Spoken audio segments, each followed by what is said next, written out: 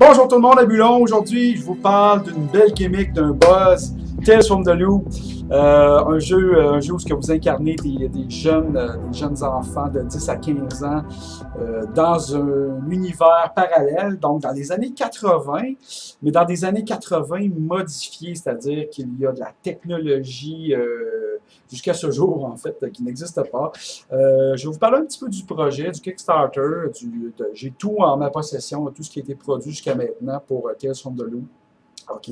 Donc, le screen, la petite carte, deux cartes en fait, un set de dés, ça se joue seulement avec des D6, et le livre de base. Donc, tout ça a débuté là, avec les magnifiques illustrations d'un artiste suédois du nom de Simon Stannenhag, qui s'est mis à poster justement là, des images de landscape de la Suède, mais de banlieue ou les îles, avec des structures immenses, des robots, des trucs qui n'ont pas d'affaires justement dans ce paysage-là des années 80, toujours avec des petits kids pas loin, des enfants, des adolescents, des jeunes teens. Et ça l'a inspiré, dans le fond, Free League, qui est une compagnie de jeux de rôle, à contacter ce gars-là, dire, nous, on va profiter justement du buzz de Stranger Things, les années 80, c'est fort, la musique, le retour au Synthwave, et on va prendre des illustrations, on va s'inspirer de ça, on va mettre ça ensemble, puis on va pondre un jeu de rôle. Donc, à prime abord, c'est super inspirant. Écoutez, moi, je veux dire, je ne suis pas le seul. Étant né dans les années 70, grandi dans les années 80, immédiatement quand j'ai vu ça passer, ça me parlait. Je disais, waouh, ça a l'air trop cool. Et donc, évidemment, je l'ai lu, et puis tout, je l'ai dévoré. Et ça va être mon verdict. Je vais vous le présenter un petit peu en détail. C'est un livre qui il a l'air très épais. Hein, on le présente souvent à côté. Il y a seulement 192 pages et beaucoup de fluff. Tu sais, si je le compare à un livre normal, admettons, qui aurait 300 pages, il est vraiment plus épais. Donc, ça a l'air d'une brique, mais il faut savoir que c'est fait d'un gros papier cartonné, là. D'ailleurs, c'est un choix bizarre parce qu'il y a tellement d'illustrations dans ce livre-là. C'est un des livres les plus magnifiques que j'ai vu de jeux de rôle. Les illustrations de Simon sont tellement belles. Mais ça aurait été beau, il me semble, sur un papier glacé. Mais en tout cas, le choix, un genre de papier cartonné, vous, peut-être que vous ne le voyez pas, mais c'est quand on regarde proche, c'est un petit peu pixelisé. Mais malgré tout, c'est vraiment génial. Donc, ça se lit, je vous dirais, là, j'ai jamais lu un jeu de rôle aussi rapidement que ça. Ça se lit en deux sittings, on s'assoit puis on passe au travers. Bon, il y a beaucoup, comme je vous ai dit, là, c'est très simple, il y a beaucoup d'illustrations, il y a beaucoup de répétitions quand même, ce qui fait que c'est un jeu indépendant, il faut le voir comme ça. C'est un petit jeu indépendant avec des règles très, très de base. On est quasiment au niveau d'un livre dont vous êtes le héros, je vous le dirai tout de suite, là, je vais vous l'expliquer en détail. Et ce qui fait le côté intéressant de ça, c'est ça. C'est un jeu narratif. Il n'y a pas vraiment de combat, il n'y a pas d'action, il n'y a pas d'armes. Les personnages ne peuvent pas mourir et tout. On est vraiment dans le jeu d'ambiance. Il faut se mettre dans la peau de jeunes enfants de 10 ans à 15 ans. Parce qu'à 16 ans, on change de personnage, on devient dans le monde adulte, si on peut dire, et on ne peut plus jouer à de l'eau, ce qui est bizarre un peu. Et donc, on joue ces kids-là. La vie est banale, la vie est plate. Et ça, c'est les principes. Là. Au départ, il y a des principes du jeu, et c'est ce qu'ils vous disent. Et il faut trouver des mystères. Et à travers tout ça, c'est ça, il y a la technologie, une technologie mystérieuse qui n'est jamais vraiment définie et dont je ne parlerai pas trop parce que justement, ça fait partie un petit peu du jeu. Puis même dans le livre, de toute façon, ce n'est qu'effleuré. C'est vraiment un travail de GM, de s'inspirer des images et puis d'imaginer ce qu'il pourrait avoir. Oui, il y a des petites pistes, là, mais elles ne sont pas très, très développées. Là. Et voilà, donc, je vais vous parler un petit peu là, de Tales from the Loop en feuilletant le livre et en vous en parlant en détail. Donc, on est en présence d'un livre à couverture rigide. Bon, à l'intérieur, il y a deux settings dans cet univers-là. Le premier, c'est en Suède. On est à l'ouest de Stockholm, la capitale, sur les îles, l'île Monso, comme ça ici. Il y a un des réacteurs. Il faut savoir que les loops de loop, c'est quoi? C'est ça, c'est les fameux accélérateurs de particules. Il y en a deux, donc en Suède, ici, sur les îles. Donc, ça se déroule comme ça ici, en banlieue. C'est une banlieue, toutes les îles, c'est tout petit, ça. Et l'autre setting, qui va être décrit, mais qu'on voit aussi en couverture, qui se trouve au Nevada, donc à 50 km là, de Las Vegas. On est On n'est pas loin du Grand Canyon, c'est Boulder City, c'est la ville, les réacteurs sont comme ça ici. Et le fameux Overdam, là, qu'on voit dans les films, l'immense barrage. Donc c'est les deux seuls loops qu'il y a sur la planète, si on peut dire, depuis les années 50. Et alors voilà, donc on tourne comme ça ici. Je vais faire. C'est super bien divisé. Les chapitres sont bien, sont clairs. Puis ça se lit très rapidement, comme j'ai dit tout à l'heure, parce qu'il y a énormément d'images qu'on me fait voir. Il n'y a jamais de chevauchement entre les paragraphes là, finiront pas en bas de page, puis débuter de l'autre côté. Donc c'est super bien défini. Donc premier chapitre, Welcome to the Loop, on explique un petit peu c'est quoi The Loop. Ça, les trois cheminées qu'on voit souvent comme ça ici, sur la couverture, dans le fond, c'est les espèces de dissipateurs de chaleur. Des facilités qui se trouvent dans le fond sous la terre. C'est pas très défini, hein, qu'est-ce qu'elles font. D'ailleurs, ça fait partie du mystère des enfants un petit peu, soit de le découvrir, mais même, je dirais que même dans le livre, ils n'en parlent pas tant que ça. Ils vont un petit peu effleurer le sujet, mais c'est au maître de jeu là, d'en définir un peu plus. Donc, au début, on va parler un petit peu c'est quoi Tales from the Loop, comment ça fonctionne, un jeu de rôle, les classiques qu'on trouve dans tous les jeux. Le jeu se joue seulement avec des D6 comme ça ici, que moi j'ai commandé, sont très jolis comme ça, vous pouvez voir, des beaux D6 avec un petite image pour le 6, mais n'importe quel D6 vont faire l'affaire. Le système est super simple. Vous lancez le nombre de dés correspondant à votre statistique. Ça prend un 6 et c'est un succès. À chaque fois que vous avez un 6, c'est un succès. Généralement, 95% du temps, ça prend un seul succès. Parfois, il y a quelque chose de très difficile. Ça va prendre peut-être deux succès. Aussi simple que ça. Donc, rouler les dés, les principes. Ça, j'aime bien ça. Ils vont parler les principes du jeu, dans le fond, Principle of the Loop, qui présente au départ. Donc, ils vont dire que votre ville, votre village est rempli de choses étranges, évidemment, et ça fait partie du trip de le découvrir. Et c'est même sur la feuille de personnage un drive là, que je vais vous montrer un petit peu plus tard. Ensuite, Everyday Life is dull. Donc, la vie de tous les jours est emmerdante. Et ça fait partie, encore une fois, du jeu. C'est que vous commencez toujours avec une scène dull qui appelle, et que ce soit à la maison, vous êtes en train de manger, ou je sais pas, vous êtes au dépanneur en train de boire une liqueur, des trucs comme ça. Ça fait partie intrinsèque du jeu. Ensuite, on vous explique que les adultes sont les adultes peuvent pas venir vous aider dans ce monde-là. C'est vraiment, les adultes ont leur vie plate, ont leur tracas d'adultes, le travail, et il y a une personne que vous allez pouvoir des fois avoir un ancrage avec un policier, ou un peu comme justement dans Stranger Things, mais en général, vous ne pouvez pas appeler tout le temps les parents pour venir vous sortir du mystère ou du problème. OK. Évidemment, les terres alentour de la loupe sont dangereuses.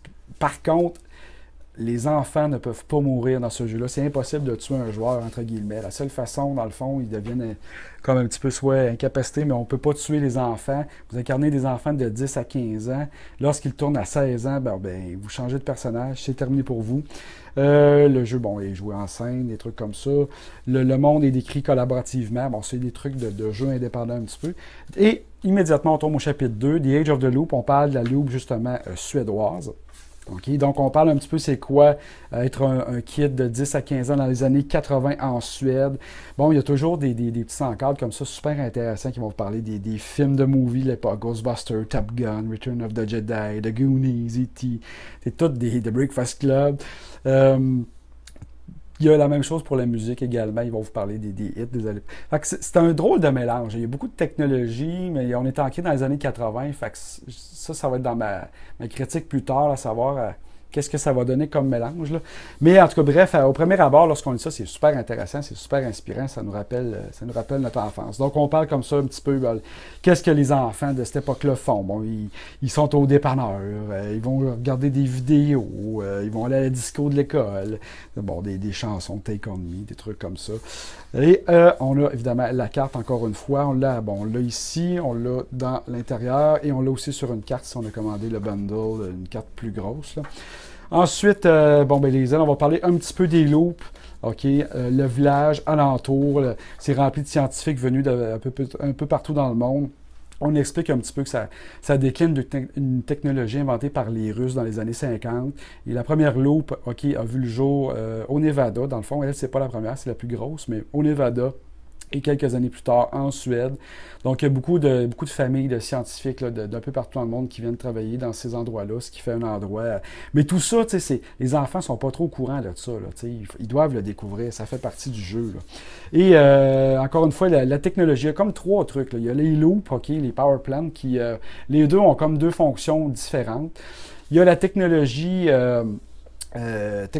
des robots. Les robots existent dans ce monde-là. C'est souvent des robots qui n'ont pas nécessairement une intelligence artificielle. Ça va plus être des robots utilitaires qui vont transporter des trucs, des choses comme ça. Et tout ça décline dans le fond de l'invention russe de la magnétrine, qui est dans le fond du magnétisme. C'est ce qui fait qu'il y a des objets volants, donc des gros transporteurs. Même les trains dans cet univers-là fonctionnent comme ça. Tout ça décline dans le fond de cette technologie-là, les espèces de trucs comme ça ici qu'on peut voir. Là. Et ça, dans le fond, c'est un petit peu le principe, ceux qui traitent les ovnis, c'est que ça utilise le champ magnétique de la Terre. Et ça, dans le fond, en repoussant le champ magnétique, ça permet de se déplacer. Il y a différentes grosseurs de véhicules. Et ça fonctionne seulement dans l'hémisphère nord de la planète. Là. Plus qu'on se rapproche de l'équateur au pôle sud, ça ne fonctionne pas. En tout cas, bref, c'est bien weird. Donc, il y a ça, mais on est encore en train d'écouter des films avec des vidéocassettes, et puis... et voilà. Donc, chapitre 3, c'est la même chose, mais pour le volet américain, Nevada, donc le US Loop. La vie aux États-Unis, on répète sensiblement les mêmes choses, les TV shows, les shows de télévision, toujours bien, magnifiquement illustrés. Donc voilà, fait que de Loop, la map, et le lac, on parle un petit peu là, de quelques commerces alentours, encore une fois, un gigantesque robot. Et on rentre dans la création de personnages, les kids, Donc au départ, on choisit dans le fond une espèce de template, donc, le rat bibliothèque, le geek, le farmer, le sportif, le kid populaire, la rockers, le troublemaker, le weirdo. Et on choisit, dans le fond, une espèce de template. Et dans chacun, comme ça, ici, ils peuvent vous proposer... chacun va avoir un item iconique, qui va lui donner un bonus lorsqu'il l'utilise. Ça peut être un ghetto blaster, ça peut être, dans ce cas-ci, une chaîne. Ensuite, vous allez définir des problèmes, qu'est-ce qui le motive, drive, les prides, sa fierté, sa relation avec les autres kids. Tout ça, on va remplir ça sur la feuille de personnage ici, ce qui le drive, des trucs comme ça. Donc, ensuite, on choisit l'âge. L'âge, ça va être super important entre 10 et 15 ans parce que ça va vous donner le nombre de points que vous pouvez mettre dans vos attributs. Et plus vous êtes vieux, plus vous avez d'attributs, des hautes valeurs dans les attributs, mais moins vous avez de chance. Fait que ils considèrent que lorsque vous avez juste 10 ans, vous êtes plus chanceux, le destin est avec vous. Ensuite, ça va être avec la même chose avec les talents, les skills. Et vous allez choisir des items. Un item avec vous, ça peut être un bat de baseball, une calotte de... Ça peut être n'importe quoi, en fait. C'est vraiment vous qui décidez. Et cet item-là, évidemment, lorsqu'on est en jeu et que la narration fait en sorte que vous en avez besoin, ça va vous donner un bonus de plus 1 ou plus 2 lorsque vous lancez vos dés. Et si vous avez, mettons, 4, vous avez 6, vous réussissez. Donc, vous comprenez le principe un petit peu. Vous allez choisir qu'est-ce qui vous drive, la fierté, les relations. Tout ça, c'est quand même important parce qu'en jeu, c'est des trucs aussi qui peuvent vous aider. Un encre, une personne ressource qui peut vous aider. Ça peut être un professeur à l'école ou peu importe. Ensuite, on vous parle des conditions. Dans ce jeu-là, les enfants ne peuvent pas mourir. Ce n'est que des conditions. Vous pouvez être fâché, apeuré, exténué, blessé. Puis si évidemment vous avez tout ça, vous êtes brisé. Vous êtes un peu hors jeu, mais vous n'êtes jamais mort. Tout ce que ça fait en jeu, c'est des -1 sur vos dés, donc ça devient difficile de réussir des trucs comme ça. L'expérience, encore une fois, à la fin d'une session, on pose une série de questions et ça donne des points d'expérience. Et à chaque 5 points d'expérience, on peut améliorer quelque chose. Le reste, c'est des trucs de base, le nom, la description, la chanson favorite. L'ID-Out, qui est le fun. L'ID-Out, ça peut être une cabane dans les bois, ça peut être un tunnel sous un pont, peu importe. C'est un endroit où le mal ou personne ne peut vous atteindre. Vous pouvez aller vous reposer entre les missions. Et bon, on propose des questions aux kids. Ensuite, trouble, ben ça un petit peu, le trouble, c'est le système. Fait que vous voyez comment ça va vite, le livre, hein? C'est c'est super simple, il n'y a pas grand-chose.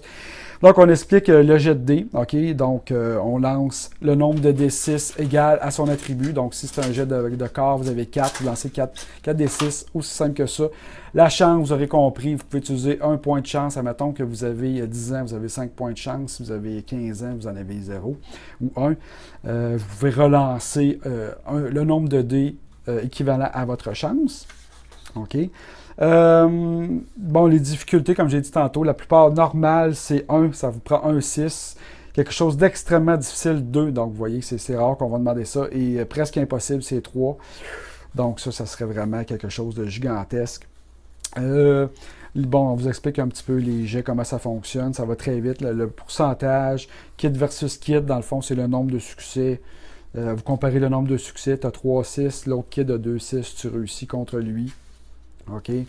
Donc, les talents, on vous explique les talents, là, dans le fond, dans leurs termes, à quoi ils servent. Donc, rapidement, de toute façon, en les lisant, juste le nom, on comprend assez rapidement ce qu'ils font. Et c'est tout. C'est simple, hein? Ce n'est que ça, le système. Quelques pages, là, 3-4 pages. Donc, le mystère. Dans le fond, ici, vraiment, on tombe plus là, dans les structures pour le GM. Et c'est des trucs que je vous dirais quand vous êtes un maître de jeu d'expérience, c'est des trucs que vous connaissez. Mais on explique un petit peu comment quand même là, rendre ça intéressant. Faire des scènes, les premières scènes, toujours commencer avec une scène là, à la maison ou entre kids, avant d'introduire le mystère rapidement, des trucs comme ça. Il y a des phases, résoudre le mystère. C'est des trucs un petit peu organiques quand on joue ça. Dans le livre, c'est le fun à lire, là, mais lorsqu'on joue, rapidement, ça prend le bord, puis on y va avec le flow des enfants. C'est des beaux graphiques comme ça qui servent à rien, là, revenir en avant comme ça. C'est généralement une partie de jeu de rôle, c'est organique. L'aftermath, bon, justement, après le premier mystère, bon, donner des points d'expérience. Les fameuses questions que je vous parlais tout à l'heure, questions pour savoir si on a réussi dans le fond. Est-ce que vous avez participé dans la session? Est-ce que vous vous êtes mis dans le trouble volontairement? Des trucs comme ça. Là. OK. Et les armes, même chose. Il n'y a pas vraiment d'armes. De tableau d'armes ou tableau de créatures. Vous pouvez voir, regardez, ça c'est la technologie disponible. On écrit juste un petit texte à quoi ça peut servir, une tourelle, un robot. Il n'y a pas de statistiques, rien, c'est juste un petit texte, flavor text. That's it, là, je n'en montrerai pas trop, mais ça finit là. Donc c'est un jeu, on est vraiment dans le narratif, on est dans l'improvisation, on s'inspire, ok? C'est vraiment, on est à ce niveau-là. The Mystery Landscape, ça aussi c'est très intéressant.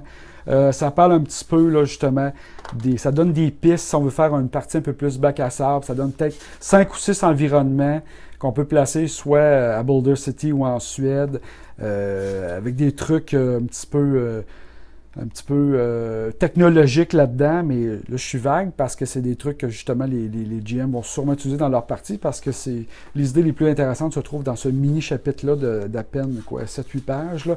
Donc, des NPC qui peuvent intervenir avec des secrets, des trucs comme ça. Donc, ça a quelques pages, 10 pages à peine.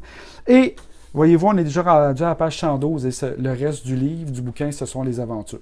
Donc, ici, on met en place parce qu'eux appellent une campagne, donc la personne derrière tout ça. Il faut savoir qu'il n'y a pas vraiment de gros méchants. Il y a des méchants, mais eux nous disent, bon, c'est des zones grises, et puis c'est des personnes avec des motivations, mais c'est pas un big bad, puis que les enfants vont arriver, puis vont se battre là, au corps à corps contre un ennemi. C'est pas ça. On est dans des kids qui résolvent des mystères, un peu à la Stranger Things, trouver des mystères. Donc, il y a très peu de confrontation directe. Donc, c'est ce qu'on présente un petit peu ici. Là, je vais passer.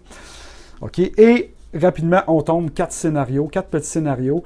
Les 3 premiers disent que ça peut être en une session d'un soir. OK. C'est très léger. Encore une fois, en un soir, ça dépend avec qui vous jouez. Je vous dirais qu'il y en a que, d'après moi, juste un seul mystère sera pas assez pour faire une grosse soirée de jeu, à moins de faire énormément de jeux de rôle. Là. Et le dernier mystère, eux disent de 2 à 3 sessions. Elles sont tous liées de près ou de loin, mais elles peuvent toutes être jouées indépendamment. J'ai été un petit peu déçu, je dois vous avouer, là, des scénarios, là, parce qu'on nous présente tout le long du livre des belles images grandioses, là, et on arrive avec des petits trucs très boboches, là, mais bon, souvent, les aventures, on peut pas juger un jeu de rôle là-dessus, mais étant donné que ça fait partie, c'est quasiment la moitié du livre, ben, on n'a pas le choix on n'a pas le choix de les juger, là. OK, donc moi, je les ai trouvés très ordinaires. Il y a des bonnes idées que je m'inspirerais, mais je suis pas sûr que je ferais jouer ça intégralement. Loin de là, c'est pas assez accrocheur, je pense, là. De ce que j'ai lu, même aussi, de des gens qui ont joué ça intégralement, là, les gens font tout. Ah, c'est sympathique, là, on va voir à la deuxième session si ça passe au casté. Fait le facteur wow, je ne suis pas sûr qu'il est dans ces aventures-là, se trouve dans ces aventures-là. OK? Et donc, ça termine avec, dans le fond, à la fin, rapidement, on présente les NPC de la dernière aventure. Bang! Tous ceux qui ont contribué. Il y en a, hein, du monde. Et la feuille de personnage. Comme vous pouvez voir, la feuille de personnage est très, très, très simple. OK, donc les attributs du corps, on va avoir une valeur comme ça ici. Condition, c'est pas important. OK. Et les talents. Puis lorsqu'on a, je ne sais pas moi, une épreuve de force, bon, ben si on aurait 2, on prend le 2 ici. On va voir body. OK, on prend 3, clac, on prendrait 5 dés, on lance les dés. Encore une fois, je répète, et c'est fini. Donc, alors, c'est ça. On joue des enfants de 10 à 15 ans. On fait des investigations, des mystères, des trucs. On essaie de découvrir qui a tué le professeur dans le sous-sol, des trucs comme ça. Ça s'adresse à qui? Moi, je pense que... Je sais pas si tout le monde va trouver son compte avec ce jeu-là. Oui, c'est très beau, c'est très inspirant, c'est très le fun. La première session, on a du plaisir. On rigole, on fait des blagues, les clichés sortent. Bon, on incarne des kids de 12 ans. Mais après 2, 3, 4 sessions, je ne sais pas, à long terme, qu'est-ce que ça va donner, avec qui on va jouer. Si on joue avec des gens qui ont vécu les années 80, oui, l'aspect nostalgique est super important, on va avoir du plaisir, mais est-ce que ça va s'étirer? Évidemment, ça dépend toujours du talent du maître de jeu. Puis ça aussi, c'est vrai dans tous les jeux, là. Mais dans celui-ci en particulier, c'est encore plus vrai, là. Et encore une fois, si on n'a pas connu les années 80, jusqu'à quel point on va en tirer profit? Est-ce on peut adapter le jeu probablement pour le mettre un peu plus létal, un peu plus d'action, mais je pense que c'est dénaturer le jeu, là. Si on le joue comme vraiment il est présenté, c'est assez spécial comme bête, surtout pour les joueurs traditionnalistes comme moi et les joueurs avec qui j'ai joué dans le passé, avec qui je joue dans le présent. C'est une belle, moi je pense que c'est une belle bête à one shot, là, à amener une fois de temps en temps là, avec des joueurs justement là, d'expérience nostalgique. Hey, regardez, on joue des kids à SWAT-Lac, puis j'ai un petit mystery, super le fun. Mais bâtir une grosse campagne semaine après semaine avec ça, je ne sais pas, peut-être que je me trompe. Mais en tout cas, bref, c'est vraiment un beau jeu, c'est un beau produit, c'est vraiment, comme vous avez pu voir, j'ai mis le livre là, dans toute sa splendeur, j'ai présenté le livre dans toute sa splendeur et c'est vraiment un livre d'art, je crois. C'est une œuvre d'art d'abord et avant tout, un jeu de rôle ensuite, à mon avis. J'ai même eu des propositions, j'ai un de mes joueurs là, qui, bon, je suis aussi un petit peu dans le Vampire ces temps-ci, puis on s'est dit, on pourrait jouer Tales from the Loop, mais enlever le côté technologique, puis aller un peu plus à la World of Darkness, on va voir, je ne veux pas trop dénaturer le jeu, là. Mais ceci dit, le système est tellement simple, il n'y a rien dans le jeu, il n'y a pas d'armes, il n'y a rien, il n'y a pas de créatures d'NPC, c'est vraiment, c'est pas basé sur la confrontation, c'est basé sur le mystery, découvrir le mystère, que improviser dans ce jeu-là, ça va être hyper facile, on the fly, là, comme je l'ai dit. Donc, c'est peut-être même un système que je vais utiliser à d'autres sauces, c'est tellement simple que, écoutez, surtout pour initier des personnes qui n'auraient jamais joué un jeu de rôle, ça pourrait être une bête que je pourrais sortir, plus que même un Cypher System. C'est à avoir dans votre collection. Je proposerais peut-être juste d'avoir le jeu de base. Tout ça est quand même assez cher. Le screen vient avec aucune aventure, aucun document. C'est juste un panneau comme ça. Donc, c'est quand même assez cher. Je ne regrette pas d'avoir acheté tout le kit de départ, mais écoutez, le livre comme ça ici va sûrement arriver en magasin dans les prochaines semaines, donc je vous le conseille. Tales from the Loop, vous allez sûrement en entendre parler, ça va être un buzz, j'ai l'impression. Je ne sais pas si ça va durer, mais on verra bien. Donc, merci de m'avoir écouté, on se dit à une prochaine fois.